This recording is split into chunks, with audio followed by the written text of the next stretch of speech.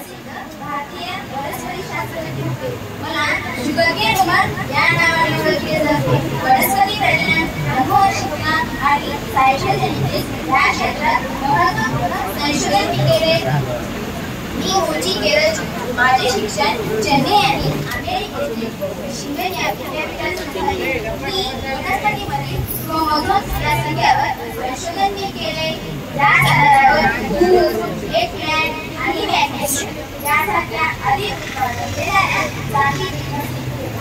माझ्या या कार्यामुळे वनस्पती संशोधनाला नवी संधी मिळाली आणि भारतात ऊसासारख्या पिकांना जलद होण्यास मदत मिळाली.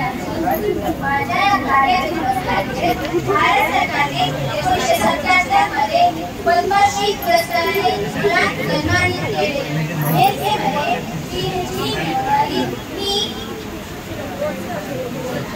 वनस्पती शास्त्रात PhD मिळवणारी मी भारतातील पहिली महिला आहे. मी एक भारतीय भौतिकशास्त्रज्ञ आणि हवामानशास्त्रज्ञ. मी भारतीय हवामान विभागात विविध पदावर काम केले. अनेक वैज्ञानिक शोधपत्र प्रकाशित केले, ज्यामध्ये ओझोन आणि मला भारतातील हवामान वैज्ञानिक ओळखले जाते. माझ्या कुटुंबाने माझ्या 8व्या जन्मवाढीची सूर्याचे कणांचे भेट घेऊन दिले. तर नोबेल पारितोषिक स्थिर प्रयोगशाळेत हिरे आणि नंतर हिरे आणि प्रकाश शोधपत्र प्रकाशित केले. अण्णामणी स्वतंत्र हवामान मोजण्यासाठी अनेक उपकरणे तयार केली आणि त्यांची रचना केली. त्यामध्ये सौर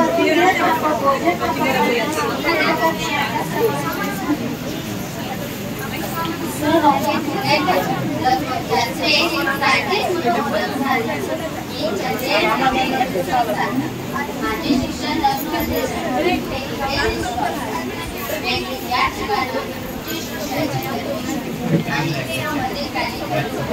मी लहानपणापासून मला माहिती होती माझ्यावर अवकाश रात्रीच्या आकाशाकडे पाहत राहून आणि अवकाशाबद्दल विचार करत मला चंद्रावरील वाटते की तो त्याचा आकार कसा बदलतो. नमस्कार, मी विज्ञानाच्या क्षेत्रातून PhD मिळवणारी पहिली भारतीय महिला. 1939 मध्ये मला जन्मदिवस मिळाला. मी भारतीय विज्ञान संस्थेत महिलांना प्रवेश मिळवण्याचा मार्ग मोकळला. माझा जन्म 18 जून 1911 रोजी झाला. मी BSc पर्यंतचे शिक्षण पूर्ण केले. माझे वडील आणि काका दोघे इंडियन इन्स्टिट्यूट ऑफ सायन्स बेंगळुरूचे माजी विद्यार्थी होते. बटाट्यावरील माझ्या कामावरून मला वनस्पती, मानवी आणि प्राण्यांच्या पेशीमध्ये आढळणारे इलेक्ट्रॉन्स वाहतूकसाठी जीवांसाठी ऊर्जा निर्माण करण्याची प्रक्रिया महत्त्वाची भूमिका बजावणारे सायटोप्लाझम हे एन्झाइम सापडले. पोषित मुलांसाठी एक अन्न असलेली नीरा या पेयामधील माझ्या कामाबद्दल मला राष्ट्रपती पुरस्काराने सन्मानित करण्यात आले. नवी दिल्ली येथे इंडियन काउन्सिल ऑफ मेडिकल मिशनने आयोजित केलेल्या समारंभात सन्मानल्यानंतर मी अचानक कोसळले आणि माझे निधन झाले. धन्यवाद. मी तेजी कमल भारतीय संशोधक विकास संघटनेच्या अखिलच्या केंद्रासह प्रकल्पाच्या संचालिका असून या पदावरील मी पहिली महिला आहे. मला भारतातील मिसाईल मुवमेंट म्हणून ओळखले जाते. मला गणित व भौतिकशास्त्र हे विषय मला गणित विषयामध्ये 100% गुण होते. माझे शिक्षण ASC मायकल येथे पूर्ण झाले. केरळमधल्या एका मध्यवर्गीय कुटुंबात जन्मलेले मी. माझे नाव तेजी पडले ते बदलताना आदर्श करणाऱ्या माझ्या आईवडिलांमुळे. लहानपणापासूनच अवकाशात भेट घेणाऱ्या क्षेपणास्त्रांना उपग्रहांना पाहून मला त्या क्षेत्रांची ओळख लागून राहिली होती. इस्रोने देशाच्या फिरपेतच जाऊन मानाचा दौरा ठेवला. चंद्रयान 3ची मोहीम फत्ते करून जगाचे लक्ष भारताकडे वेधले गेले. चंद्रयानचे यशस्वी जबाबदारी माझ्यावर आणि रॉकेट मोमेंट विकसित करीत आहेत यांच्यावर सोपवण्यात आली होती. धन्यवाद. आपल्या भारतातील महान महिला ज्यांनी विज्ञान क्षेत्रात मोठे योगदान दिले. आम्ही सर्वजण मिळून तुम्हाला या महिलांची थोडक्यात माहिती. आम्ही जर स्वतःला कमी समजून संघर्ष न करता जर हार मानली असती तर आज आमचे नाव दुनियाभर सन्मानाने घेतले नसते. मेरी क्युरी यांचे जीवन अतिशय संघर्षनीय होते. त्यांनी लावलेल्या संशोधनानेच त्यांचा जीव घेतला.